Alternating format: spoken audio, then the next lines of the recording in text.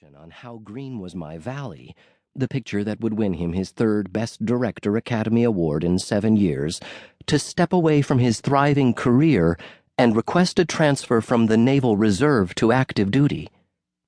Was it lingering shame at having failed the entrance exam for the Naval Academy at Annapolis as a high school student a quarter of a century earlier? Was it embarrassment about having missed America's entry into the First World War in 1917 when he was busy trying to break into the movie business as a stuntman, actor, and fledgling director?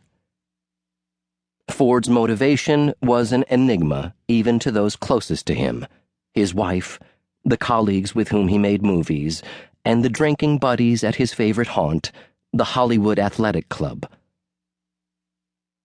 "Is the ace director tired of the tinsel of Hollywood?" one news story queried. Ford seemed to delight in withholding any explanation at all, burnishing his public image as a taciturn and cryptic man by accepting an invitation to be interviewed about his decision and then declining to offer anything more expansive than, "I think it's the thing to do at this time." It may have been that simple. A sense of duty, combined with a fear of how he might feel if he shirked it. That September, he had boarded a train for Washington, D.C., predicting misery and remorse for the able-bodied men in Hollywood who were still waiting, wondering what the war would mean, and hoping the draft might leave them untouched. "They don't count," he wrote. "The blow will hit them hard next year." He checked into the Carlton Hotel, hung his uniform in the closet, and installed himself in his modest room with its single window of old runny glass, stacking a couple of books on the bureau along with his pipes and cigars, and living out of an open wardrobe trunk. He had the air, wrote a reporter who visited him, of a man who might set out to sea with an hour's notice. In fact, that was just what he was thinking, and even hoping. As Ford awaited orders from his mentor, Intelligence Chief Wild Bill Donovan, his mind was only on what was to come.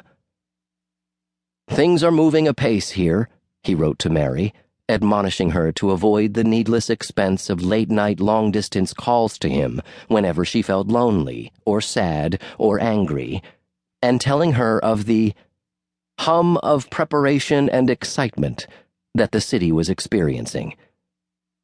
"It would take volumes to say what I think of your unselfish, courageous attitude in this present emergency," he added as he awaited her arrival in the capital. "Words literally fail me.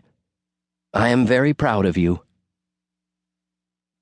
When Mary finally joined her husband in Washington, Ford gave his wife of 21 years something she had always wanted: a proper Catholic wedding ceremony. It was a preparatory gesture, a gift before what they both knew might be a long separation. And when the moment finally came, Ford and the men he trained, who had been streaming into Washington in the last few weeks, could barely contain their enthusiasm. Just hours after the news of Pearl Harbor broke, his photo unit recruits began showing up at the Carlton, knocking on the Ford's door, wanting to know what was going to happen next. The drinks started to flow, and as dusk fell on December 7th, Ford and his men welcomed America into the war with cocktails. The sense of urgency that had led Ford to upend his life wasn't shared by most of his colleagues in Hollywood until that December Sunday. William Wyler was at home in Bel Air the morning of Pearl Harbor, playing tennis with his friend John Huston. Wyler was a few weeks into shooting Mrs. Miniver, a drama about the gallantry of one middle-class British family and the inspiring home front unity of their traditional village in the face of what, until that day, Americans still felt comfortable referring to as the war in Europe. Huston, who was Wyler's junior and in many ways his protege, was riding a wave of acclaim as his breakthrough directorial debut, The Maltese Falcon, was opening around the country.